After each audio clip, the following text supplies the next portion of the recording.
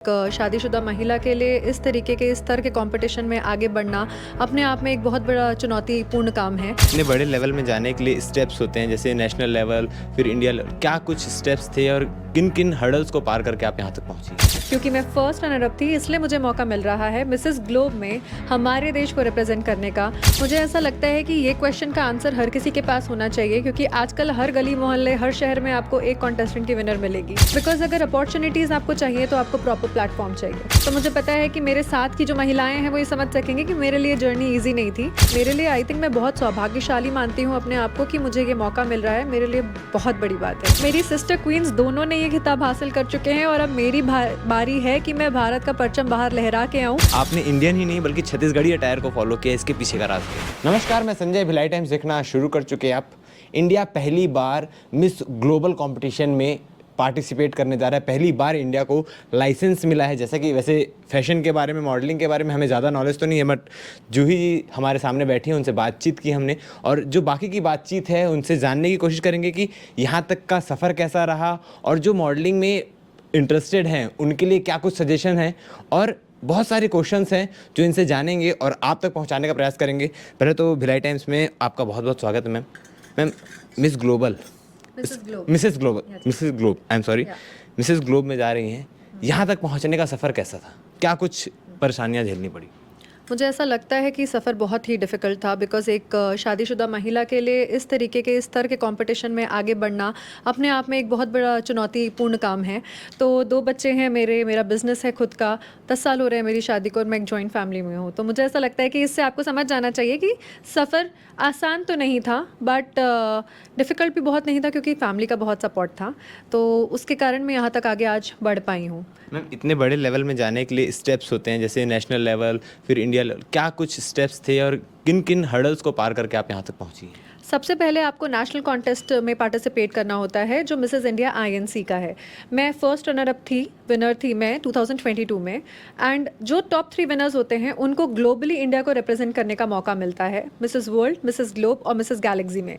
क्योंकि मैं first runner up थी, इसलिए मुझे मौका मिल रहा है मिसेस ग्लोब में हमारे देश को रिप्रेजेंट करने का, और मैं 80 प्रतिभागियों के साथ में हिस्सा लेने वाली हूँ। मैम, जैसे कि आपने बताया आप मिसेस इंडिया की रनर अप थी, फर्स्ट रनर अप थी, तो एक सवाल आता है, क्योंकि बहुत सारे Mrs India, mister India competitions होते हैं, बट उसमें से ओरिजिनल कौन से, रियल कौन से हैं और कौन से फेक हैं, ये थोड़ा सा लोगों में असमंजस पैदा करता है। मुझे ऐसा लगता है कि ये क्वेश्चन का आंसर हर किसी के पास होना चाहिए, क्योंकि आजकल हर गली मोहल्ले, हर शहर में आपको एक कॉन्टेस्टेंट की विनर मिलेगी। मैं ये नहीं बोलती कि ये कॉन्टेस्ट गलत है, क्योंकि कहीं ना कहीं पर्सनालिटी डेवलपमेंट का काम कर रहे हैं। लेकिन अगर आपका उद्देश्य है कि आपको जीत कर इसमें करियर बनाना है या अपॉर्चुनिटीज़ चाहिए आपके आगे के रास्ते के लिए, तो आपको बहुत इंपॉर्टेंट है कि सबसे पहले आप ये चेक करिए जिस पैजेंट में आप जा रहे हैं क्या उसके पास लाइसेंस है आपको आगे बढ़ाने का, और क्या उनके पास इंटरनेशनल लाइसेंस है कि अगर आप जीते नेशन वाइड तो उसके आगे आप इंडिया को क्या रिप्रेजेंट कर सकते हैं। बिकॉज अगर अपॉर्चुनिटीज़ आपको चाहिए तो आपको प्रॉपर प्लेटफॉर्म चाहिए। तो ये बहुत इंपॉर्टेंट है, ध्यान देना। मैम, मॉडल्स को देखते ही बहुत सारी चीज़ें, बहुत सारे सवाल आते हैं, क्योंकि आजकल के ज़माने में लोग बहुत सारे इस करियर को परस्यू कर रहे हैं, तो डाइट प्लान या जो प्रिपरेशन रहती है वो कैसे रहती है? बहुत डिफ़िकल्ट होती है, खाना पीना सब छोड़ना पड़ता है, क्योंकि मेरे 2 बच्चे हैं जैसा मैंने बताया, और दोनों सी सेक्शंस के थ्रू हुए हैं। तो मुझे पता है कि मेरे साथ की जो महिलाएं हैं वो ये समझ सकेंगे कि मेरे लिए जर्नी ईजी नहीं थी। 15 किलो कम किया मैंने अपने सेकंड बेबी के बाद में। जर्नी बहुत डिफ़िकल्ट थी। आपको डाइट का बहुत ध्यान रखना पड़ता है, क्योंकि कम खाने से भी शरीर में बहुत वीकनेस आती है, बहुत सारी चीज़ें होती हैं। तो आपको मैक्रोज बोलते हैं, मतलब प्रोटीन, कार्बोहाइड्रेट्स और आपके फैट्स, हमको वो बैलेंस करना होता है। और प्रॉपर मैंने ट्रेनर्स की मदद ली है। मैं बहुत लकी हूँ और ब्लेस्ड हूँ। मैं हमेशा यही चीज़ बोलती हूँ कि मुझे मेरे मेंटर्स बहुत अच्छे मिले हैं। तो मेरे फिटनेस ट्रेनर हैं जो दुर्ग से ही हैं, छत्तीसगढ़ से ही हैं, हरीश जी, उन्होंने मेरा बहुत सपोर्ट किया। पिछले 3 साल से मुझे वो ट्रेन कर रहे हैं।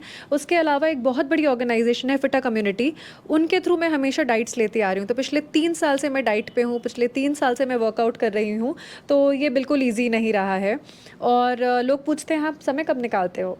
तो जब मेरे बच्चे सो जाते हैं रात को 9 साढ़े 9 बजे, तब मेरे ट्रेनर आते हैं और तब मैं वर्कआउट करती हूँ। मेरा भी सवाल यही होने वाला था अगला। वैसे मैम, छत्तीसगढ़ से हैं आप, और पहली बार इंडिया को ये मौका मिला है, और इंडिया में छत्तीसगढ़ को ये मौका मिला है कि इतने बड़े लेवल तक जाएं। कैसा फीलिंग हो रहा है और क्या कुछ कहना चाहेंगे इसके लिए? सच बताऊँ तो अभी भी एब्ज़ॉर्ब नहीं कर पा रही हूँ कि इतनी बड़ी चीज़, इतना बड़ा अचीवमेंट मैं फ़ील कर रही हूँ और ये एक ड्रीम जैसा है, अपना सपना जीते हैं ना, ये बिल्कुल वही बात है। क्योंकि कॉन्टेस्ट में पार्टिसिपेट करना अपनी अलग बात है, पर 80 देशों के लोग आने वाले हैं, उन इतने डाइवर्स कल्चर्स से वो लोग आ रहे हैं, वो एक्सपीरियंस पाना इतने दूर जाके मेरे लिए आई थिंक मैं बहुत सौभाग्यशाली मानती हूँ अपने आप को कि मुझे ये मौका मिल रहा है, मेरे लिए बहुत बड़ी बात है ये। और एक इसके साथ एक चैलेंज भी आपको मिल रहा है कि आपके साथ के दो चैंपियंस थे, उन्होंने Oh, yes. 2 कंपटीशन जीत लिया है, अब एक आप बची हैं। मेरी सिस्टर क्वींस दोनों ने ये खिताब हासिल कर चुके हैं और अब मेरी बारी है कि मैं भारत का परचम बाहर लहरा के आऊँ। दोनों के कॉन्टेस्ट यूएस में हुए थे। एक ने मिसेस वर्ल्ड का खिताब जीता है, सरगम कौशल। मेरी जो दूसरी सिस्टर क्वीन है चाहत दलाल, उसने मिसेस गैलेक्सी का खिताब जीता है और अब मेरी बारी है जूही व्यास, जिसे मिसेस ग्लोब का खिताब लेके आना है। कितनी कॉन्फिडेंट है अपने इस खिताब को लेकर कि ये खिताब इंडिया ही लाने वाली हैं आप? अंदर से बहुत स्ट्रॉन्ग फीलिंग है कि यूनिवर्स साथ दे रहा है और मुझे ऐसा लगता है कि ये खिताब मैं अपने देश प्रदेश दोनों के लिए लेके आने वाली हूँ बहुत जल्द। एक आखिरी सवाल करेंगे मैम, आपका अटायर छत्तीसगढ़ से हैं और मॉडलिंग में देखा जाता है कि अधिकतर लोग वेस्टर्न अटायर को फॉलो करते हैं, आपने इंडियन ही नहीं बल्कि छत्तीसगढ़ी अटायर को फॉलो किया, इसके पीछे का राज क्या है? सबसे बड़ी परेशानी तब होती है जब लोगों को पता चलता है कि मैं छत्तीसगढ़ से हूँ, क्योंकि हमें एक ट्राइबल और पिछड़े राज्य के तरीके से देखा जाता है अभी भी, जबकि हम आगे बढ़ रहे हैं। तो मुझे ऐसा लगता है कि हमारे यहाँ का जैसे लोकगीत फेमस है, तीजन बाई फेमस है, तो क्यों ना मैं कुछ करूँ और जिसके कारण हमारी जो इतनी सुंदर वेशभूषा है उसको मैं अपने नेशनल प्लेटफॉर्म और उसके साथ इंटरनेशनल प्लेटफॉर्म पे लेके आऊँ। तो बस एक ये छोटी सी कोशिश थी कि मैं ये सुंदरता इस कैमरे के थ्रू बाहर लेके आना चाहती थी ताकि हम अपने प्रदेश को बढ़ावा दे सकें।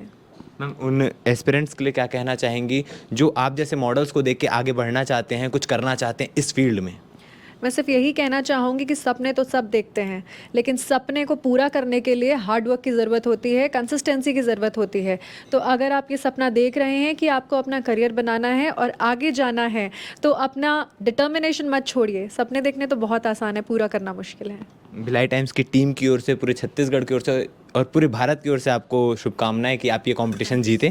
ये थी हमारे साथ जूही व्यास जी, जो पहली बार इंडिया को रिप्रेजेंट करने जा रही है, क्योंकि इंडिया भी इस कंपटीशन में पहली बार जा रहा है, तो एक बड़ी जिम्मेदारी होती है जहां आपको पहला चांस दिया गया हो और पहले ही चांस में इंडिया का परचम लहराना एक अपने आप में बड़ी जिम्मेदारी है। तो हमारी बेस्ट विशेज़ इनके साथ हैं और आप लोग भी कमेंट सेक्शन में इनके लिए बेस्ट विशेज़ भेज सकते हैं और इनसे बातचीत कैसी लगी, क्या कुछ और इनसे सवाल करने चाहिए, क्योंकि जब ये जीत के आएंगी तो इनसे फिर रूबरू होंगे और बातचीत करेंगे। तो कमेंट सेक्शन में आप अपनी मन की सारी क्वेश्चंस रख सकते हैं। तो अभी तक के लिए इतना ही। भिलाई टाइम्स के चैनल को सब्सक्राइब करना ना भूलें। धन्यवाद। Thank you so much.